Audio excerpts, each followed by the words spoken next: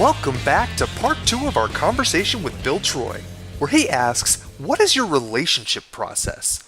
Much like you have a sales process or any other process in your company, you need a relationship process to cultivate important business relationships. Bill discusses this and much more next in part 2.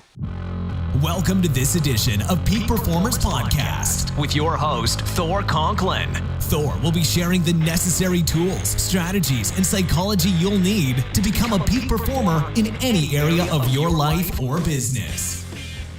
Thor Conklin here. We give you the tricks, the tips, the tools, the strategy, the technology, and the psychology peak performers use in order to get more done and execute at the highest level. If you know what to do but struggle with getting it all done, or simply want to raise your game to the next level, this podcast is for you. Sit back and enjoy.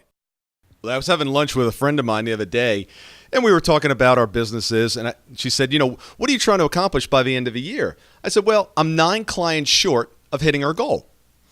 And she goes, wow. She goes, 9 clients. She goes, what can I do to help? I said, well, I need 9 clients. Get your phone out. And she goes, well, I'm pretty well connected. I said, I know you are. I said, look, 9 clients is too much pressure on you. I've got you down for 8. Okay, I'll take care of the other one. I got you down for 8. And I said, what do you need? She goes, well, I need this from you, this and this from you. I'm like, great. I'll have it to you in 2 hours when I get back. Those kind of conversations. Now, yes. I have a good friend of mine that's now on the hunt and on the lookout for people that fit my model. Yeah. I'm not sitting on, well, don't get me started. Well, you will get me started, because, and quite frankly, I'm guilty. Okay. I am guilty. When I started this business, I started out I call it yelling at the masses, right? Yes. Yes. Our quote unquote warm market, right? My 5,000 closest friends on Facebook. Yep. Hey, we're friends. You know me. We've been friends for a while. This is what I'm doing. This is where we need some help. Who do you know? And crickets and more shouting and more talking. And when you get to the point, literally one customer that we picked up last year will probably account for close to $250,000 worth of revenue this year from nothing else than him just calling people and saying, call these guys. They know what they're doing. Yeah. Well, it's funny. We could do a lot of that when we sit down with businesses who have what we call fallen into the CLICKSAND trap. And I say, okay, let's put this little report aside for a second here with your metrics and all that sort of stuff. Just tell me about your best customers. And first of all, tell me what all that means to you, because it might be, yes, they're large, but it also mean they pay their bills quickly, or their values match with their company culture, and those sorts of things. So just tell me who your best customers are. Just give me a couple of them. And then I want you to tell me where they came from. How did they become a customer? And what we find is that it's usually some human relationship. We call those CBRs, a critical business relationship, but it's a human person that made things happen by understanding what you guys do and what the other person needs, and it'd be a perfect fit. And that doesn't happen through some sort of keyword or, blog post. It happens with 2 people making a connection. And that's the same thing you're talking about. Yeah. Last year was interesting. Someone was doing one of these marketing programs, and I really found the content to be quite interesting. And the program was, about $1,900. I'm like, you know what? This will be a good investment, but I want to see, I had one simple question. Are all the modules for this program done, or are you just going to float them out over time? That's the only question I had. Yeah. So I sent customer service a note, and I said, hey, I'm interested in the program, $1,900, but I want to know if these are all done or you're going to float them out over time. No response. 0. Wow. So you had somebody, in quote unquote your funnel, interested in buying, but there was no human on the other end to say yes or no. I mean, $1,900 is worth an email response. Yeah. Right? I mean, you're not buying a pair of sneakers online where there's $4 in margin or something. Right. Yeah. Absolutely. Wow. It's amazing how we just get disconnected. We're in such a bubble these days from a technological standpoint. We don't see a customer. If you went out and said something to customers, you have a restaurant, you go out and say something to customers, or you serve food that only 30% of people like, you're going to know really quickly, because you're going to see their face when they put that bite in their mouth. And we don't get that anymore. We're just all so disconnected behind our phone, behind little dashboards and little data, and that's really what I think the other challenge is disconnects us from our customers and disconnects us from our prospects, and then we start it's also fake and pseudo and not real, and so you never get a chance to make that real connection. I got one of those email newsletters we all get the other day, and I get this one on a regular basis too. It was one of these articles that say something the variations to the something similar to, we treat every customer special. We treat you unique. We know that you're not just a number to us. And this was an email that they sent to probably 5,000 people. And I'm thinking, okay, you can't just say that. You have to actually do it. And that's exactly what you're talking about. They said this and they didn't actually do it. Exactly. Yeah. I love in your book, under relationships, you've got 3 circles that intersect. And the first circle is people you want to meet, right? But you also have to have in that circle people whom you can build rapport with, because not everyone we can build rapport with. Yeah. And then the other circle is people open to meeting someone new. And then in the center of all that, it doesn't say, this is going to be your guy. This is going to be the ideal client. It says potential relationship. Potential. Yeah. Because from there, you've got to take it and you've got to nurture it. You have to grow it. Yeah, it's the Venn diagram of where those things overlap is where you just start, right? But that's a great example. So many businesses are focusing on the circle, the part of that of the people they want to meet, and assuming that if they just hit these people enough times with enough messages, that will make those people want to meet someone new and make them then build rapport with me. And that's just it's not true. And actually, it's stalking, right? It's digital stalking, Right. If you had a girl you wanted to meet and you just sent her flowers every day, and she didn't want to meet anyone new, you'd be arrested. But if it's a business you want to meet or a VP at the business you want to meet, you start sending them email after email after email, it's not going to work any better in that situation. So so many businesses these days don't think of all 3 of those circles. And the funny thing is, and this is, you talked about the relationships. So that's what I get into in the book is what to do instead. And what I find is that so many businesses these days have lots of really valuable relationships that they're totally throwing away, chasing some mirage of some, email list that's got some, title they've stripped out of LinkedIn. Everybody with a CXO title they're going to go after. Yet, in fact, they have hundreds or thousands of customers and relationships that they've worked with in the past that they've totally thrown away. You mentioned your retailer with 40,000 customers. He's probably out there now, however, focused on trying to get all kinds of new customers and not doing anything to maintain the relationships with the people he already knows. And we just see that sort of thing all the time as well, not thinking that you've built a relationship and you should build and expand on that, just thinking, we'll send more email to more people that don't know us. Yeah, and they've taken out their wallet, they've taken out their credit card, they've given it to you. Yeah. You've already crossed all those hurdles. Why are you trying to get the new person to get them across those hurdles? You already have the person across the hurdles. It is so much harder to start a new relationship than it is to build on an existing one. And especially if you're in a B2B world where you're selling to a company, and so you're interacting with multiple people at that company. We have a lot of companies on our Civilist client list that work with large customers. So they're a smaller company, but they sell to a large company. And what we find is that they're interacting with multiple people at that company. And probably in that industry, those people are fairly transient. Every couple of years, a person or two changes on the team and goes from that company to another company. And what we find is that they're so focused on companies and the ads and keywords and everything, they don't even notice when Joe moves from company A to company B, and they don't follow Joe and they don't keep up with Joe. And Joe could totally bring them into company B. Because they have a relationship with him. He knows what they do. They already spent time together. And instead, they're probably actually peppering Company B with some generic email. In fact, Joe's probably going to get that when he gets his new job, right? As though they don't know him. And that's exactly how they start damaging their relationship with Joe instead of building that relationship. I may say one of the most important things I've said probably in a year. And that is, in the history of companies, not one company has ever purchased anything. It's been a person at the company. Yep. Yeah, that's totally the truth. And it's not a title, right? Nope. It's not a position. It's not a company. It is a human being. And you have to know what that human being needs in order to make that purchase, because they're taking a risk. If they're buying from you for the first time, or if they're buying from you, maybe like in the case of Joe, moved from company A to company B, they're buying from you the first time at their new company, they're taking a political risk, they're taking a career risk, they're risking their kids' education, their kids' college education on whether you're going to deliver when they convince everyone around them to buy from you, whatever that is. Phone system, software, you name it.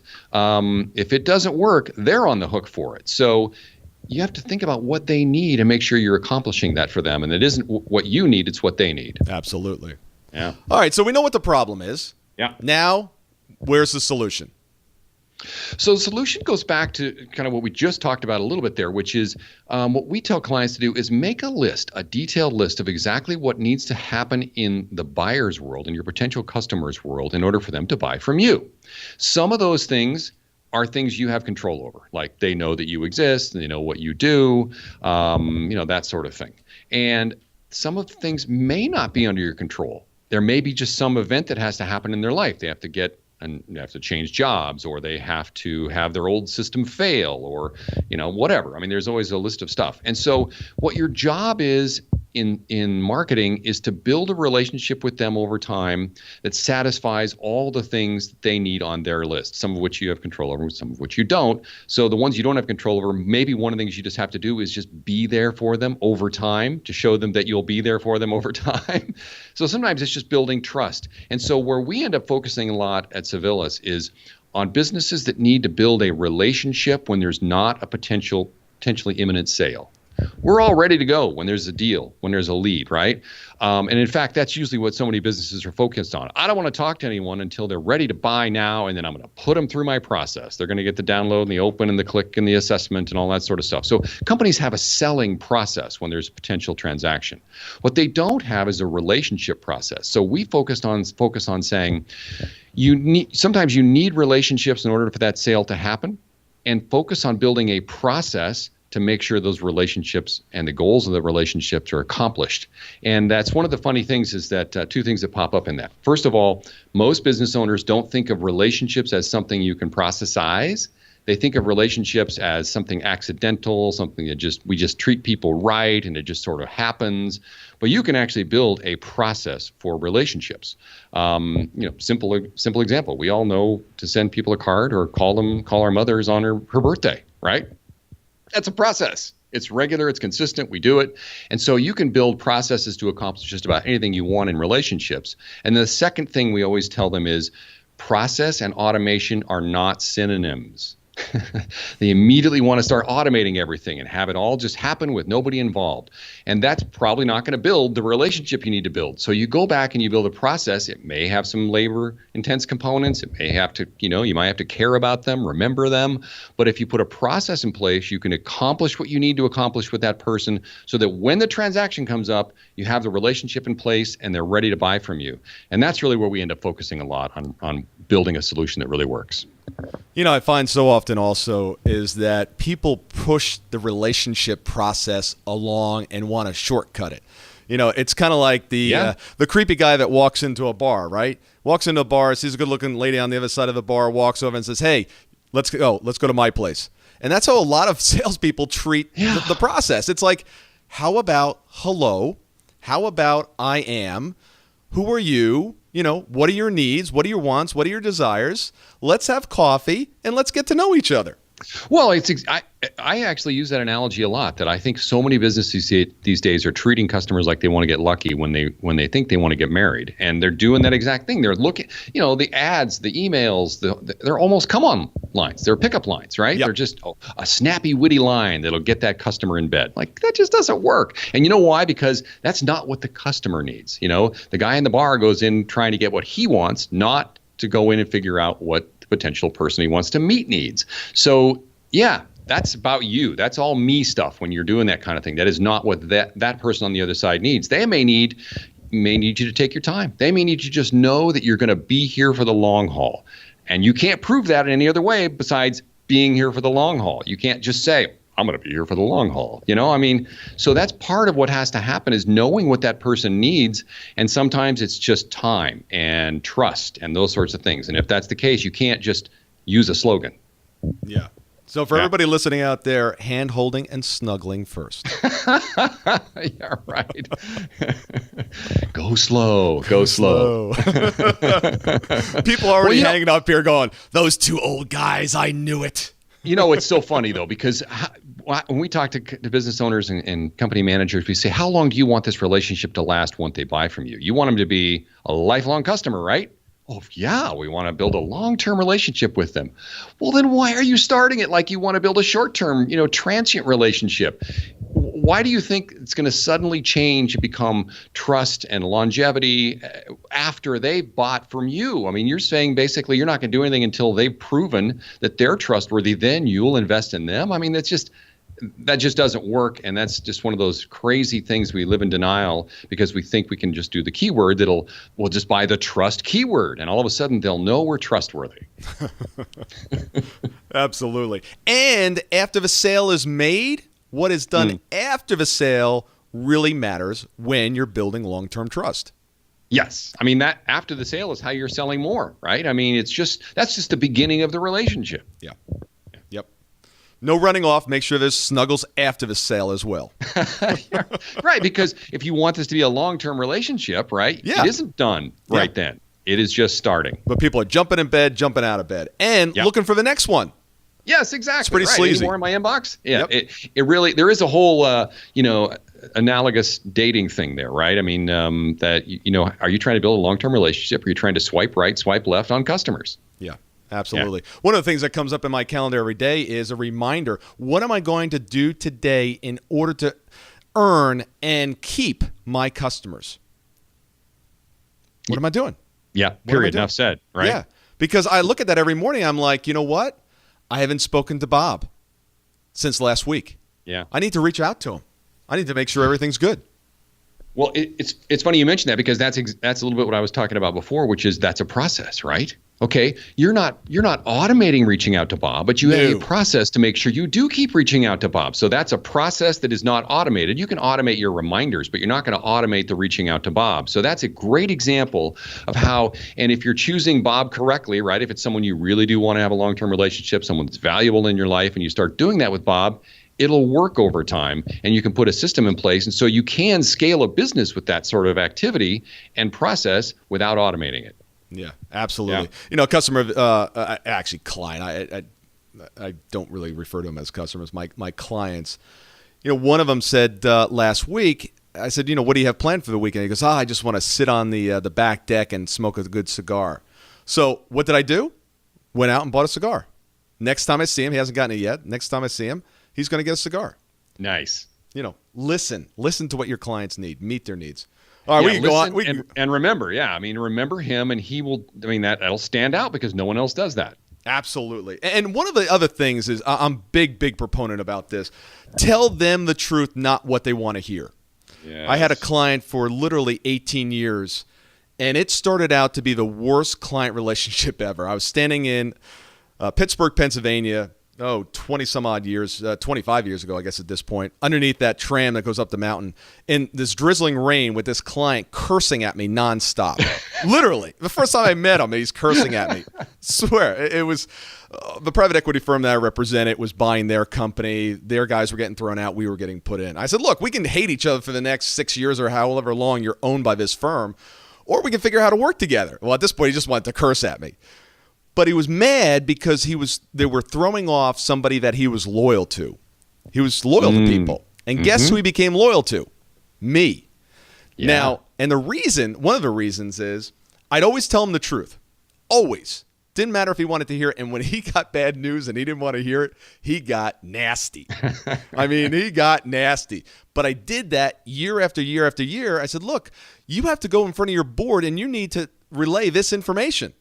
If I give you information that is not correct, or I would like to see it happen, and it doesn't happen, you're going to look like a fool. Right. Then you're really going to have a reason to yell at me. So that turned into an 18-year relationship. Literally, towards the end, he was just paying me on retainer just to be there to pick up the phone. Seriously. We did dose of Thor truth. Yeah, it's but people are so afraid to tell clients the truth. They want to, I don't want to upset them. One of the first things, whenever we're onboarding a new client, I said, look, here's what's going to happen. Somewhere in the process, you're going to hate me, okay, or at least dislike me, because I'm not going to be the guy that, is the yes guy. Say, oh, that's a great idea. Yeah, that's good. That's a good idea. No. I'm going to tell you how I see it. If you're not getting the results you want and need, I guarantee no one's holding you accountable. Now, let's face it. Who really wants to be held accountable? Not me, right? Nobody. Why would you want to be held accountable? It's not part of our nature. However, if you want to get exceptional results, you must be held accountable. For $95 a month, our team will hold you accountable to those goals that you want to accomplish in any given month. If you don't like it, ask for your money back. But truly, if you're not getting the results, it's because no one's holding you accountable. The only question is, are you willing to step up? Keep an eye out for part 3 of our conversation with Bill, where he tells us why challenging assumptions and being a contrarian made him a successful entrepreneur, and how to ask the 5 whys to get to the root cause of success. I'll see you guys on another edition of Peak Performers Podcast.